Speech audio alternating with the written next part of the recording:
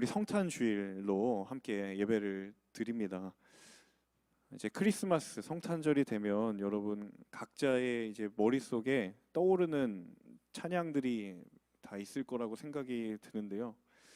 이제 요즘에는 코로나 때문에 그런 행사들이 잘 없지만 제가 어렸을 적 기억에 크리스마스 이브 저녁에 항상 교회에 모였었습니다. 그래서 준비했던 성탄 발표들 막 하고요. 어린 아이들부터 어른들에 이르기까지 이제 예수님의 오심을 축하하면서 성탄 발표를 했고, 또 그 행사가 끝나고 나면 이제 집집마다 돌아다니면서 성탄 찬양을 부른 그 새벽송이라고 하죠. 네, 그런 기억이 있습니다. 그때 제가 새벽송을 다니면서 가장 많이 불렀던 그 찬양 중에 한 곡이 바로 고요한 밤, 거룩한 밤이라는 찬양입니다. 여러분 너무 잘 아실 거예요. 가사를 여러분 잘 아시죠? 고요한 밤, 거룩한 밤, 그 다음에 주의 부모 앉아서 감사 기도 드릴 때 누가 잘도 자죠? 성탄절 지나가서 다 잊어버리셨나요? 내년 준비하시나요? 네, 아기 잘도 잔다. 네, 이런 가사인데요. 가끔 이 찬양을 부르거나 제가 들을 때마다 저는 이제 엉뚱하게 그때 그 당시에 예루살렘은 어땠을까라는 생각을 좀 상상해 보게 됩니다. 분명히 지금처럼 이렇게 전기가 막 여기저기 공급되어서 밤을 환하게 비추는 전등이 있었던 것도 아니고, 분명히 이제 해가 짐과 동시에 어둠이 짙게 깔리는 그런 곳이었을 것이고, 또 여러분 잘 알고 있는 것처럼 이 가사의 내용 보시면 구유 안에 한 아기가 태어났던 그 밤, 그리고 온 세상을 죄로부터 구원하시기 위해서 태어난 바로 그 아기.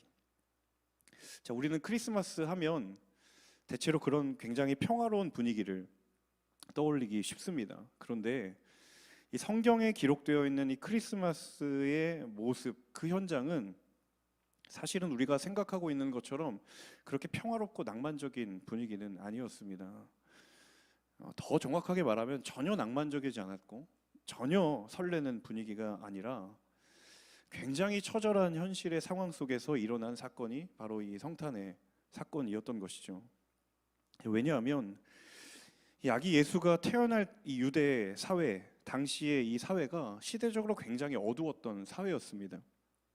여러분 잘 알고 계시는 것처럼 이 당시의 유대 땅은 로마라는 제국이 통치하고 있었던 그런 곳이었습니다. 그래서 대부분의 사람들은 다 가난했고요. 그리고 오늘 내가 무엇을 먹고 살 것인가에 대한 그 현실의 문제에 대해서 굉장히 고민하고 고통을 받고 있었고, 또 어떤 사람들은 이 로마 제국의 폭력 앞에서 내가 소망을 꿈꾼다, 무언가를 기대한다라는 것은 굉장히 불가능한 일, 대부분의 사람들이 그런 현실 가운데 속해 있었던 것이죠. 자, 그래서 어떻게 보면 우리가 크리스마스로 상징되는 이 평화와 기쁨과 가장 어울리지 않는 곳이 바로 이 유대 땅이었다라고 해도 과언이 아닐 것입니다. 당시 유대인들에게 크리스마스가 평화의 소식이다, 기쁨의 복된 소식이다 라고 이야기를 하는 건요, 그 당시 그 사람들에게는 굉장히 동떨어진 이야기입니다. 전혀 공감이 되지 않는 그런 이야기들이었다는 것이죠. 그러니까 오늘 내 삶을, 하루를 어떻게 먹고 살 것인가 고민하는 사람들에게 아기 예수가 나셔서 우리는 너무도 기쁘다, 평화가 넘친다라는 그런 메시지는 그들에게는 이해가 되지 않는 이야기였던 것이죠.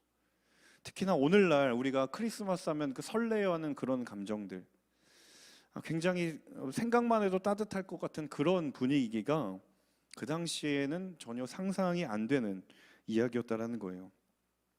자, 더군다나 그 예수님이 아무도 주목하지 않는 말 구유에서 태어나셨고요. 그 소식은 대부분의 사람들은 알지 못했을 것이고, 또 심지어는 관심이 없었을 것이 분명합니다. 그런데 더군다나 거기에 그 아기가 이스라엘을 구원할 자가 된다, 유대인들의 왕이 된다, 적어도 그렇다면, 그런 존재라고 한다면 그런 아기가 구유에서 태어나는 게 말이 되느냐라는 생각이 당시의 일반적인 생각이었다라는 것이죠. 자, 복음서를 살펴보시면 이 복음서에 나타난 예수님의 탄생 이야기가 마태복음에도 있고 그리고 누가복음에도 있는데요. 이 마태복음과 누가복음이 조명하고 있는 조금의 그 관점들이 조금씩 다릅니다. 그런데 오늘은 저희가 누가복음의 본문을 함께 나누고자 하는데요. 우리 먼저 8절의 말씀을 다시 한번 같이 읽어보도록 하겠습니다. 8절의 말씀입니다. 한편 목자들은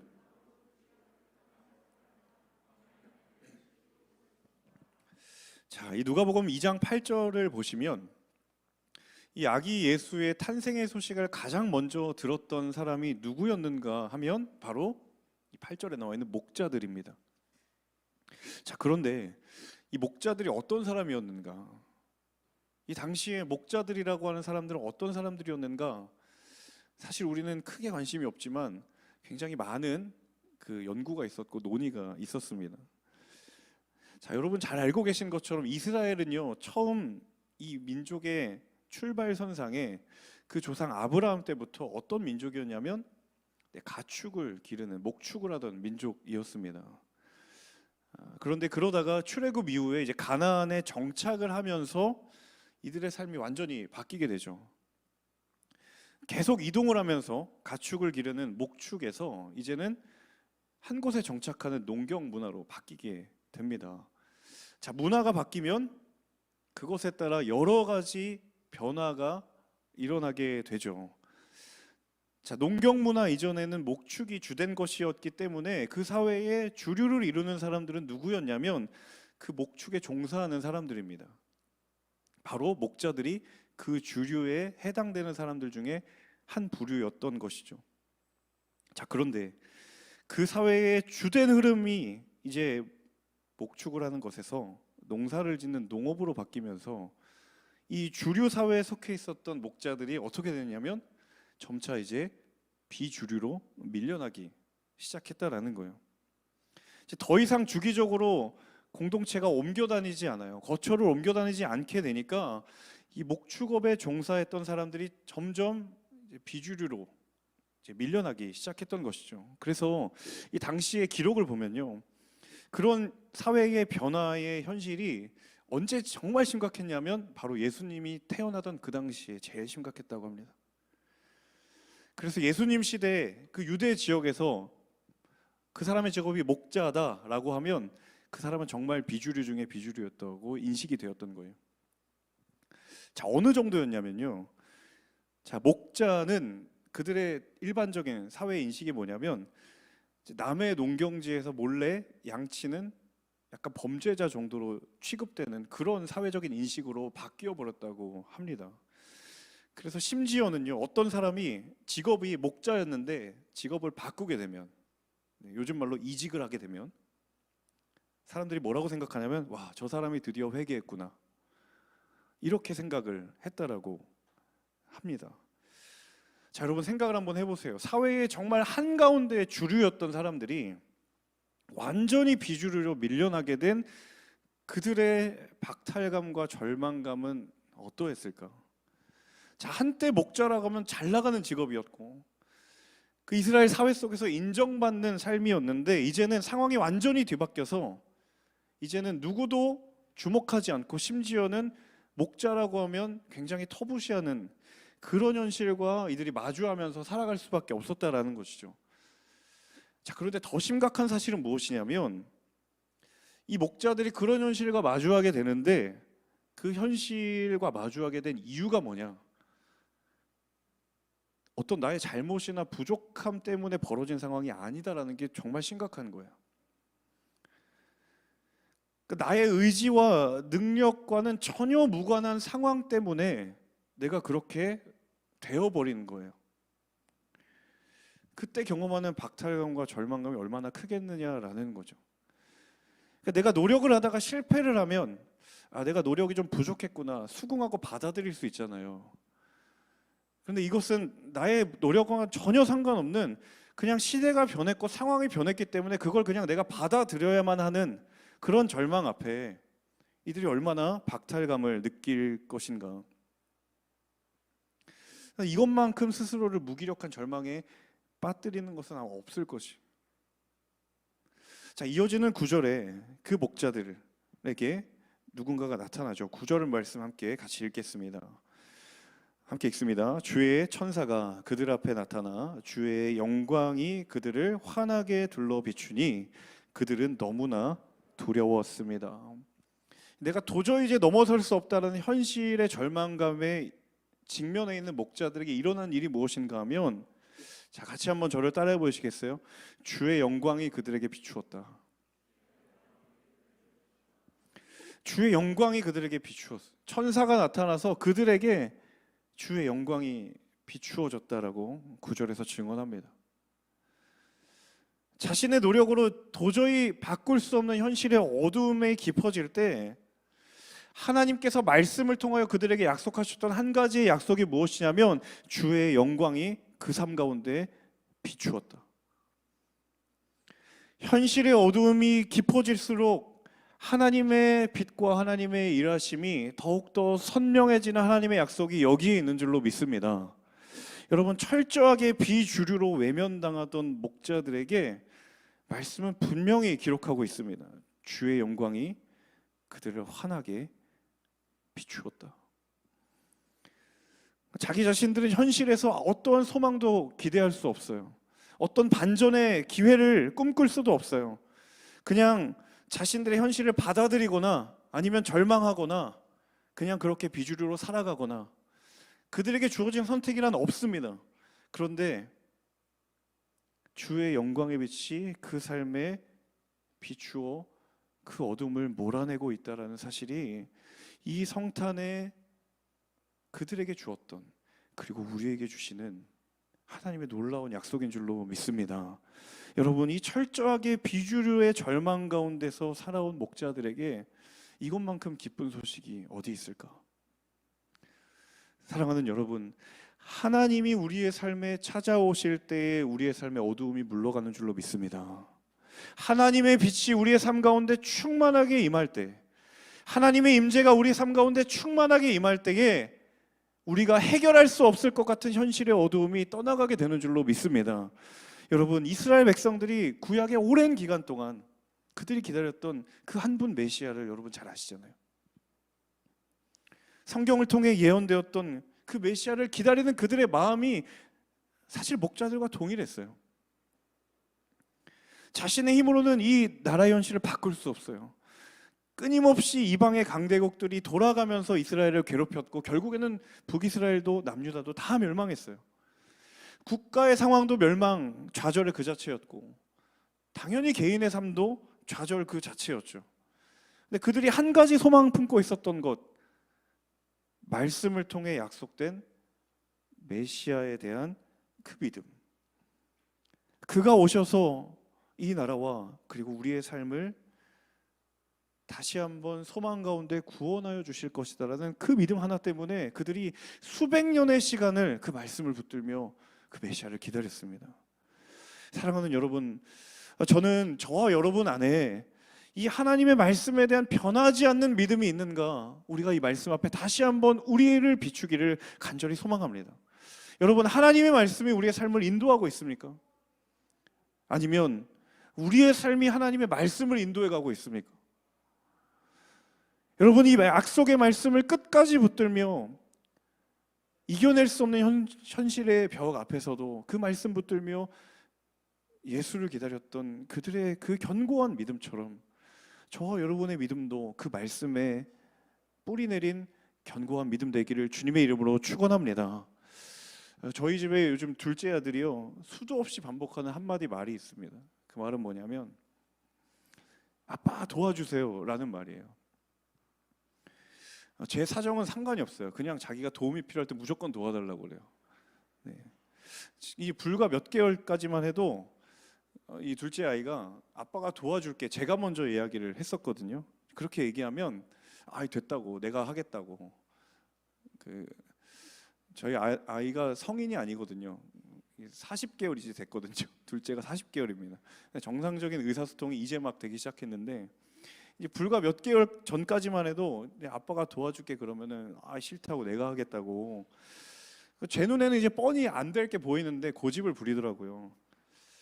그래서 제가 한 번은 그냥 어디 한번 당해봐라 그래서 안 도와줬어요. 그랬더니 이제 안 되니까 본인이 열이 받은 거죠. 그래서 저 와가지고 왜 너를 안 도와줬냐는 식으로 저를 막 때리는 거예요. 그래서 제가 난 도와주려고 했는데 네가 거절한 것뿐인데 속으로 이렇게 이야기하고 결국엔 도와줬는데, 요즘은 뭐든지 조금 시도해 보다가 어려우면 이제 저에게 도와달라고 이야기를 합니다. 좀 사실은 간혹 이제 이전이 좋았다 라는 생각이 개인적으로는 저를 너무 이제 부르니까요. 제가 아들의 모습을 유심히 보면서 한 인간이 삶에서 직면하는 문제를 어떻게 하면 영적으로 해결할 수 있는지, 영적인 원리들을 제가 곰곰이 그 아들을 보면서 묵상하게 되더라고요.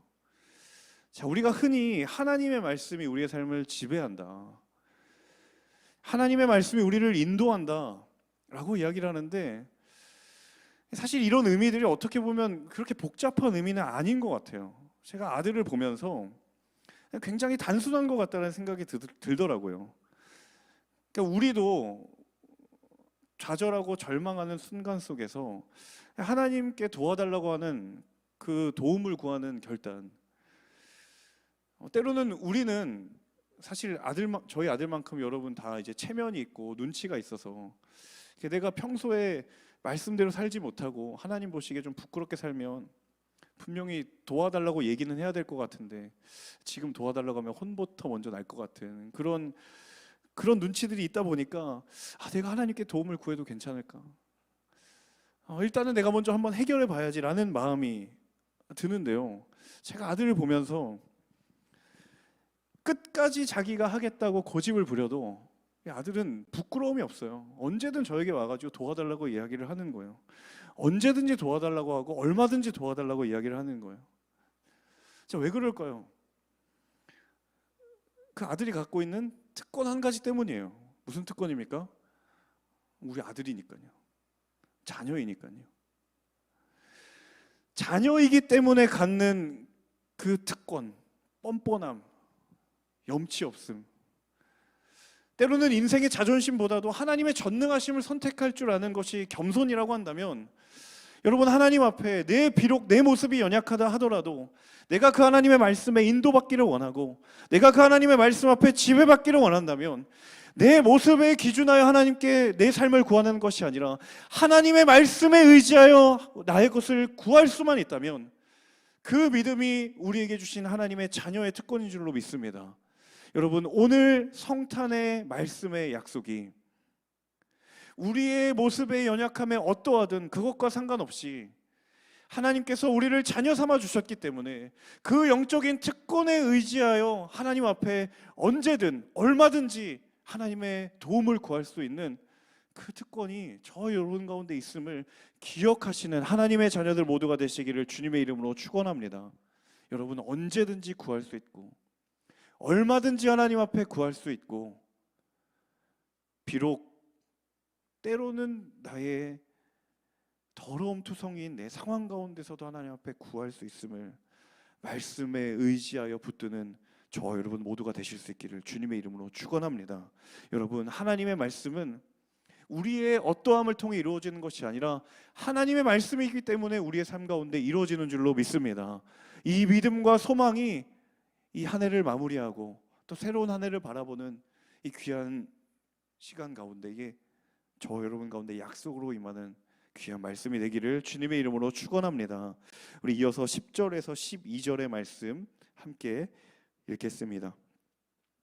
천사가 말했습니다. 두려워하지 마라. 보아라, 내가 모든 백성에게 큰 기쁨이 될 좋은 소식을 너희에게 알려준다.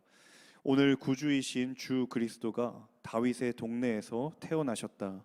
너희가 천에 쌓여 구유에 누워있는 아기를 볼 것인데 그것이 너희에게 표적이 될 것이다. 자, 하나님의 영광의 빛이 이 목자들에게 비출 때 함께 천사가 나타나서 한 가지 소식을 전했다라고 본문에 기록이 되어 있습니다. 자, 성경이 그 소식에 대하여 무엇이라고 전하고 있는가? 모든 백성에게 큰 기쁨이 될 좋은 소식이라고 이야기를 합니다. 모든 백성에게 큰 기쁨이 될 좋은 소식이다. 제가 이 부분을 묵상하면서 굉장히 놓쳐서는 안 될 한 가지가 있구나라는 것을 발견하게 됐어요.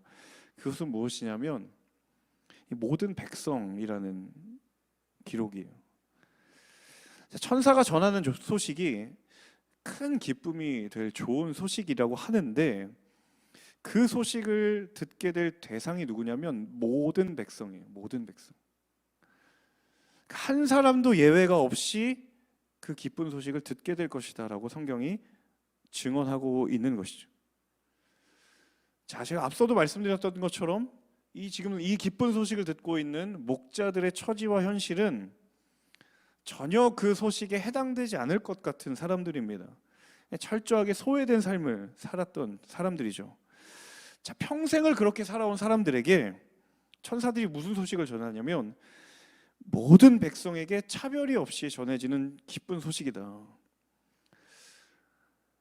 자, 언제나 차별을 당했고 언제나 소외되었던 사람들에게 모든 백성에게 전해지는 좋은 소식이다라는 말이 얼마나 그들에게 부자연스럽게 느껴졌을까?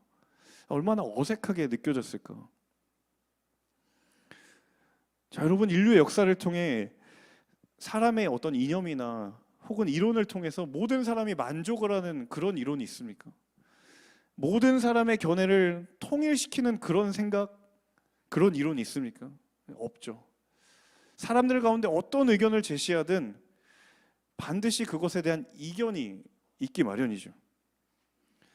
누군가가 무엇인가 제안을 한다 하더라도 모두가 그것에 100% 만족을 하는 방법은 없습니다.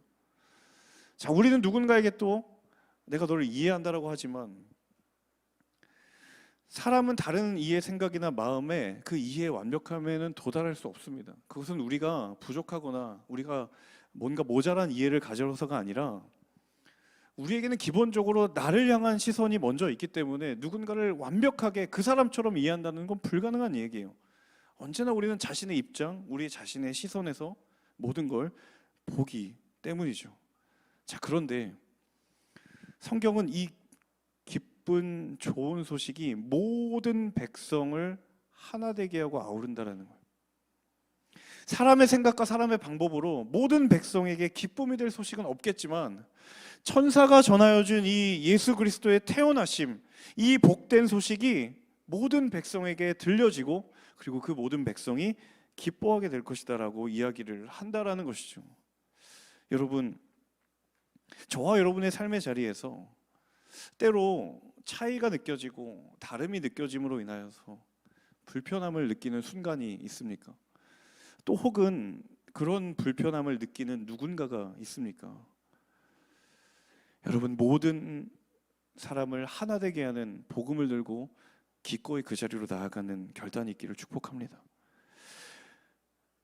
강한 자나 약한 자나 많이 가진 자나 적게 가진 자나 모든 일을 복음으로 하나 되게 하시는 그 복음을 들고 다름이 느껴지고 차이가 느껴지는 여러분의 삶의 그 자리를 향하여 그 복음의 능력을 흘려보내는 귀한 하나님의 사람들 모두가 되시기를 주님의 이름으로 축원합니다. 여러분, 수없이 많은 순간 가운데 나와 다름을 느끼고 나와 차이를 느끼는 그 사람 혹은 그 공동체를 향해 나아가 정말 여러분이 하나 되게 하셨던 그 복음의 능력을 흘려보내는 귀한 축복의 통로가 되실 수 있기를 주님의 이름으로 축원합니다. 우리 마지막 17절에서 19절의 말씀 같이 읽겠습니다. 그들은 아기를 보고 나서 그 아이에 관해 들은 말을 알려주었고 그 말을 들은 모든 사람들은 목자들이 한 말에 놀랐습니다. 그러나 마리아만은 이 모든 일을 마음에 간직하고 곰곰이 되새겼습니다. 자, 이 장면은 이제 천사가 전해준 소식을 이제 목자들이 요셉과 마리아에게 전하는 장면입니다. 이제 본문을 잘 읽어보면 요셉과 마리아 외에 다른 사람들도 있었던 것 같아요. 자, 목자들이 소식을 전했을 때 가장 먼저 모든 사람들이 보였던 공통적인 반응이 있습니다. 그 반응은 바로 18절에 있는 놀란 반응입니다. 놀랐다, 놀람입니다. 자, 그런데 이어지는 19절에 한 사람의 다른 반응이 있습니다.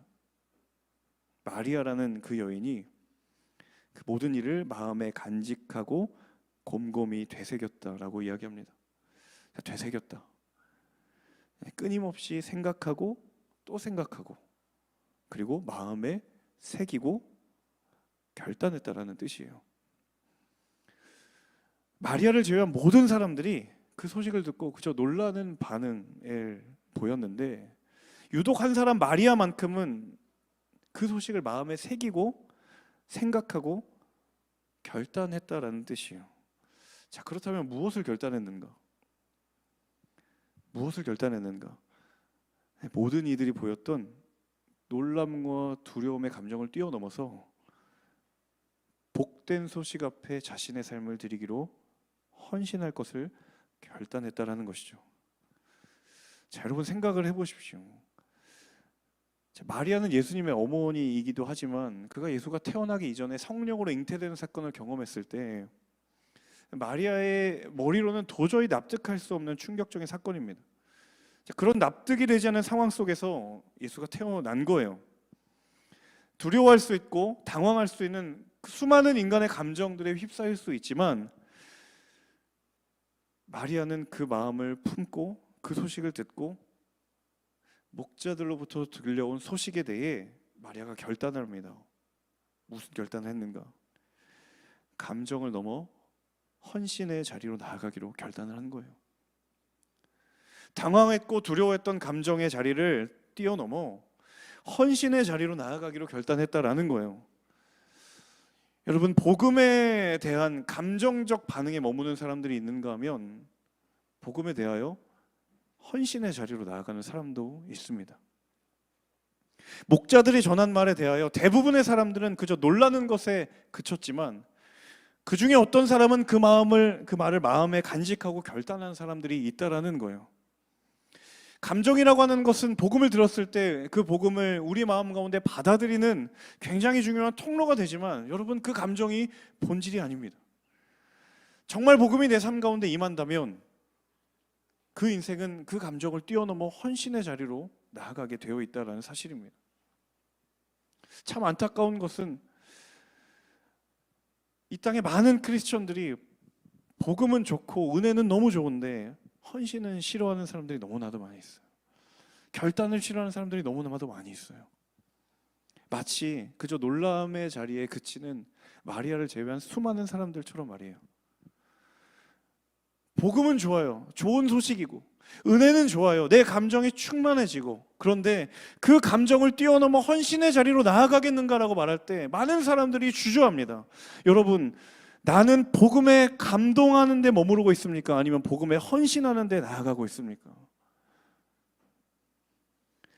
복음이 우리 가운데 전해졌을 때 감정을 넘어 헌신의 자리로 나아가야 함에도 불구하고 우리를 머뭇거리게 만드는 굉장히 중요한 걸림돌이 한 가지 있습니다. 그것은 바로 우리 내면의 깊숙한 곳에 자리하고 있는 이 익명성이에요. 신앙의 익명성이에요. 조금 쉽게 표현하자면, 적절한 표현인지 모르겠지만 묻어가고 싶은 마음이에요. 대중에 속하여 드러나고 싶지 않은 거예요. 여러분, 헌신이라고 하는 건 분명히 결단을 해서 그 익명성을 뚫고 나아가야 하는 것이죠. 근데 많은 사람들은 그냥 그 익명성에 기대고 싶어요. 여러분, 굉장히 흥미로운 사실은 이 목자들이 전한 그 소식을 마음에 새기며 헌신의 자리로 나아갔던 마리아의 이름이 익명이 아니라 성경에 기록된 실명이 되었어요.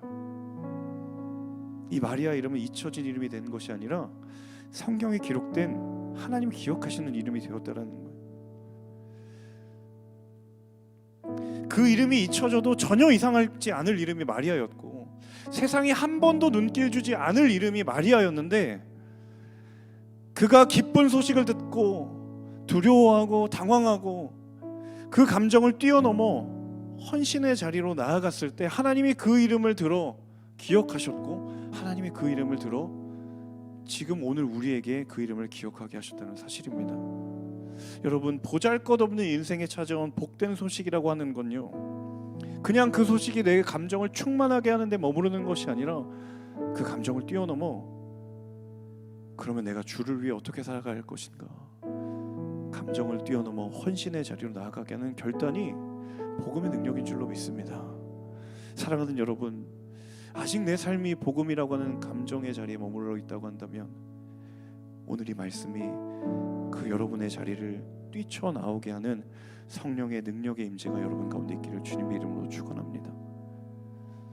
헌신의 자리로, 사명의 자리로, 하나님이 나를 부르시는 그 부르심의 자리로, 거기에 복음의 능력이 온전히 드러나게 될 줄로 믿습니다. 오늘 이 성탄의 주일에, 그리고 한 해를 마무리하며 새로운 한 해를 기도함으로 준비하는 이 영적인 귀한 발걸음 가운데 하나님께서 저와 여러분을 부르실 때 그 복음에 감격하여 그 부르심의 자리로 나아갈 수 있는 하나님의 사람들 모두가 되시기를 주님의 이름으로 축원합니다. 함께 우리 찬양하며 기도하기를 원합니다. 하나님, 주의 그 영광의 빛이 우리 가운데 비춰질 때 하나님, 우리가 그것에 기뻐하고 감격하고 그 감정에 취하는 데 머무는 것이 아니라 하나님, 내가 하나님 부르시는 곳 가운데에 주님 달려나아갈 수 있는 귀한 결단이 내 삶 가운데 있게 하여 주옵소서. 우리 그 마음 가지고 이 시간 함께 찬양하며 주신 말씀 붙들고 함께 기도하며 나아가도록 하겠습니다.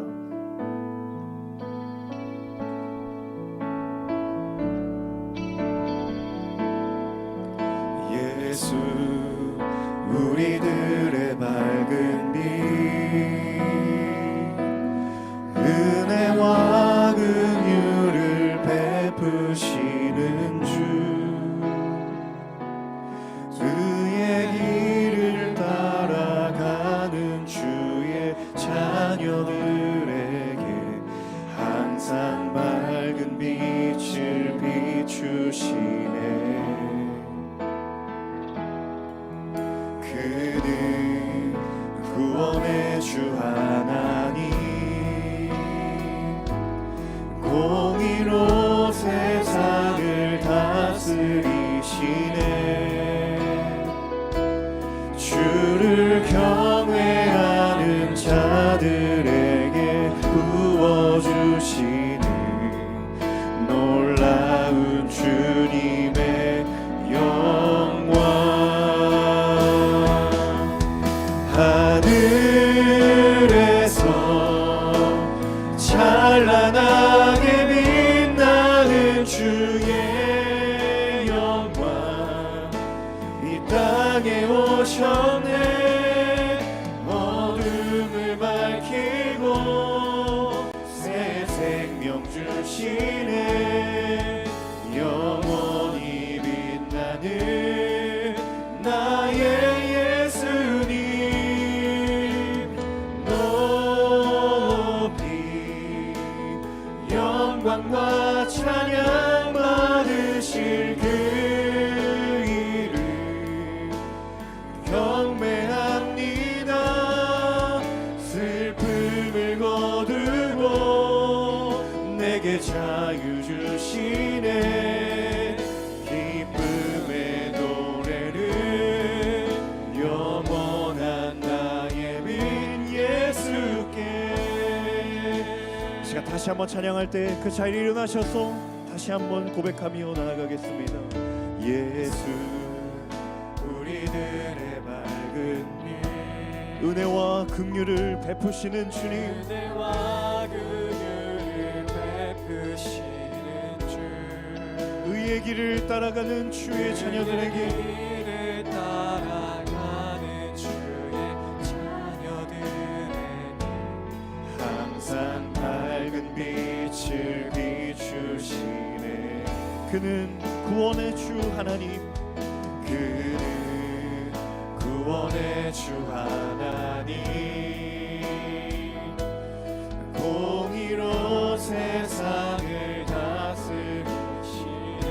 주를 경외하는 자들에게, 주를 경외하는 자들에게 부어주시네. 주님, 그 놀라운 주님의 영광에 우리가 참여하기를 원합니다.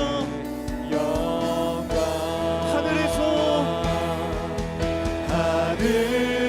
하늘에서 찬란하게 빛나는 주의 영광, 이 땅에 오셨네.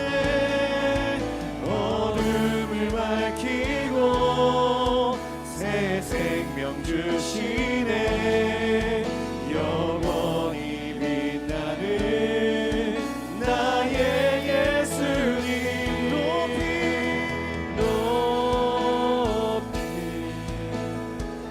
영광과 찬양 받으실 주님 그 이름 경배합니다.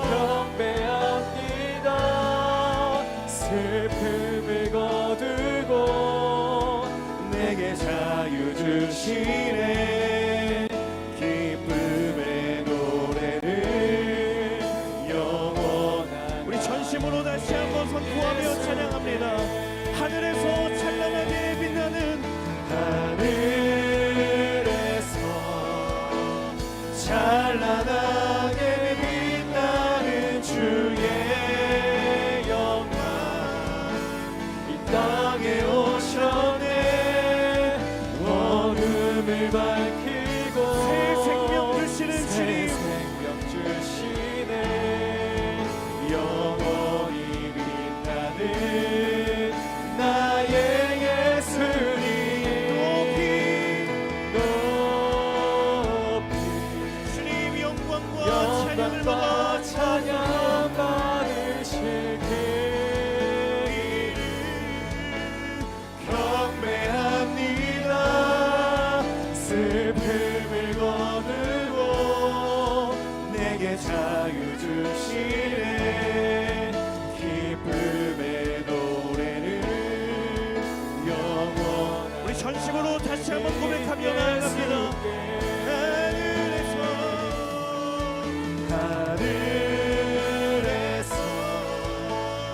찬란하게 빛나는 주의 영광 이 땅에 오셨네. 어둠을 밟 주님 우리에게 새 생명 주시는 영원히 빛나는 나의 예수님 주님 영광과 찬양을 받아 찬양 받으실 그 이름 경배합니다. 슬픔을 거두고 내게 자유 주시네. 기쁨의 노래를 영원한 나의 빈 예수께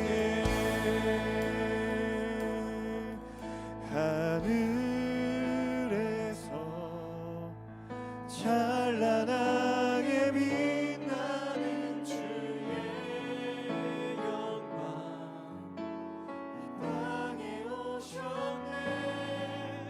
어둠을 밝히고 새 생명 주시네. 영원히 빛나는 나의 예수님 높이 영광과 찬양 받으실 그 이름 오 주님 경배합니다. 슬픔을 거두고 내게 자유 주시네.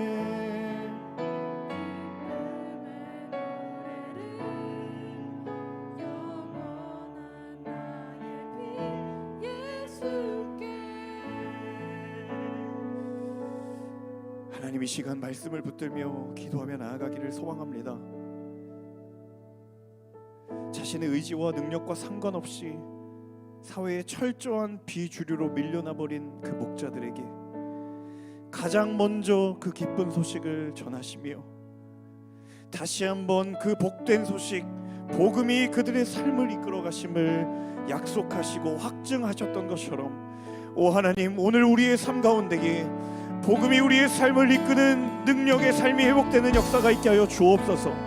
끊임없이 경쟁과 그리고 갈등과 우리가 어떻게 하면 이 경쟁으로부터 이겨낼까 고민하고 치열하게 싸우는 이 젊은 세대 가운데 하나님 복음으로 임재하시고 말씀으로 임재하여 주셔서 하나님 다시 한번 내 삶이 복음에 붙들림 받으요 말씀이 우리의 삶을 지배하는 삶으로 이 세상을 승리하는 인생 되기를 원하오니 주여 우리의 삶 가운데에 임하여 주옵소서.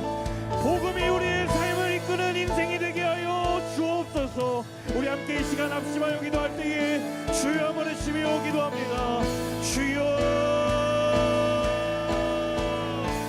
오 살아계신 아버지 하나님, 이 시간 기도하며 나아갑니다. 하나님, 우리의 삶 가운데에 다시 한번 그 복된 소식으로 인하여 우리의 삶이 다시 한번 소망 가운데 나아가는 인생 될 수 있도록 주님 인도하여 주옵소서. 하나님, 말씀이 우리의 삶을 지배하고 복음이 우리의 삶을 이끌고 하나님, 그 복음의 능력으로 세상을 이기는 하나님의 사람들 될 수 있도록 주님 인도하여 주옵소서. 오 하나님, 이 치열한 경쟁의 시대 가운데 오늘도 치열하게 싸우며 살아가는 하나님의 청년들을 기억하여 주시며 말씀을 통하여 약속하시는 복음의 능력, 말씀의 능력이 이들의 삶을 이끌고 이들의 삶을 지배하는 놀라운 능력이 회복되는 역사가 있게 하여 주옵소서.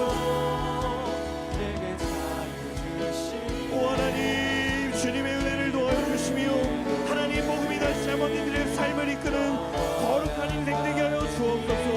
말씀이 이들의 삶을 지배하는 놀라운 능력의 삶이 될 수 있도록 주님 인도하여 주옵소서. 내가 어떠한 능력으로도, 내가 어떠한 의지로도 내 삶을 변화시키지 못할 것이라는 패배주의와 두려움과 염려가 복음의 능력 앞에 깨부는 역사가 있게 하여 주시고 고연의 능력 앞에 온전히 덮어지는 역사가 있게 하여 주옵소서. 주님, 그 은혜를 도와여 주시기를 간절히 원합니다.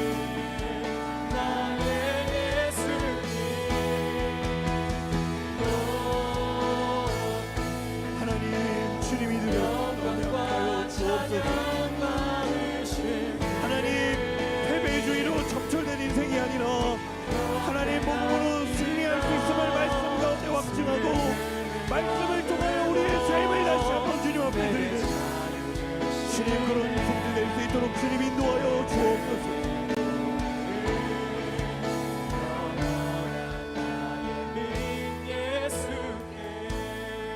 우리 이 시간 다시 한번 기도하며 나아갈 때 하나님, 복음으로 감동하는 자리에 머무르는 것이 아니라 복음에 헌신하는 자리로 나아가는 삶의 결단이 내 삶 가운데 있게 하여 주옵소서. 복음은 감상의 요소도 아니요 은혜의 거리는 그 은혜를 우리에게 주셨지만 그 복음으로 인하여 하나님 부르신 자리, 사명의 자리로 나아가라고 하나님 말씀하실 때 여전히 감동의 자리, 감정의 자리에 머무르는 것이 아니라 하나님, 그 말씀을 마음에 품고 생각하고 결단하며 하나님, 내 삶 가운데 무엇을 하기를 원하십니까? 라고 하나님 앞에 결단하는 하나님의 사람들, 하나님의 사명자들 인생 되게 하여 주옵소서. 우리 다시 한번 우리의 삶을 주님 손에 올려드리며 이 시간 결단하며 기도하며 나아갈 때에 우리 간절한 마음으로 주여 한번 외치며 기도합니다. 주여,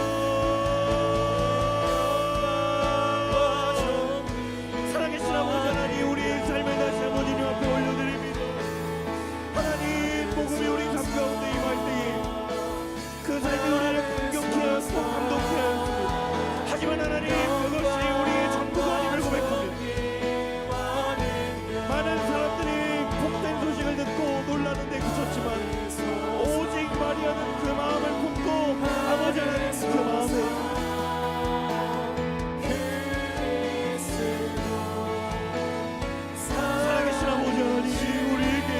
주님, 그 믿음을 넣어 주옵소서. 아버지 하나님, 그 결단과 그 헌신이 있게 하여 주옵소서. 주님, 인생을 드리는 자들에게, 하나님을 위하여 하나님의 나라를 위하여 헌신하는 자들에게 주님, 성령의 충만함을 넣어 주시고 주님, 성령으로 기름 부어 주시고 그 믿음의 발걸음이 복되게 하여 주옵소서. 그 믿음의 헌신과 결단이 하나님 가운데 열매 맺게 하여 주옵소서. 하나님, 주 앞에 영광의 인생 될 수 있기를 간절히 원합니다. 오 주님, 우리의 삶을 다시 한번 주님 앞에 내어 맡겨드립니다. 하나님, 복음에 감동하는 인생을 뛰어넘어 복음에 헌신하는 인생 되게 하여 주옵소서. 우리의 삶에 주어진 것, 내게 주신 은사와 내게 주신 모든 것들 하나님께로부터 왔으니 하나님께로 다시 한번 드리며 하나님, 내가 하나님의 나라를 위하여 어떻게 살아갈 것인가, 내가 하나님의 영광 무엇인가 결단하며 원진할 수 있는 하나님의 사람들, 그 믿음의 용기와 그 믿음의 결단을 도와여 주옵소서. 주님 인도하여 주시옵소서. 살아계신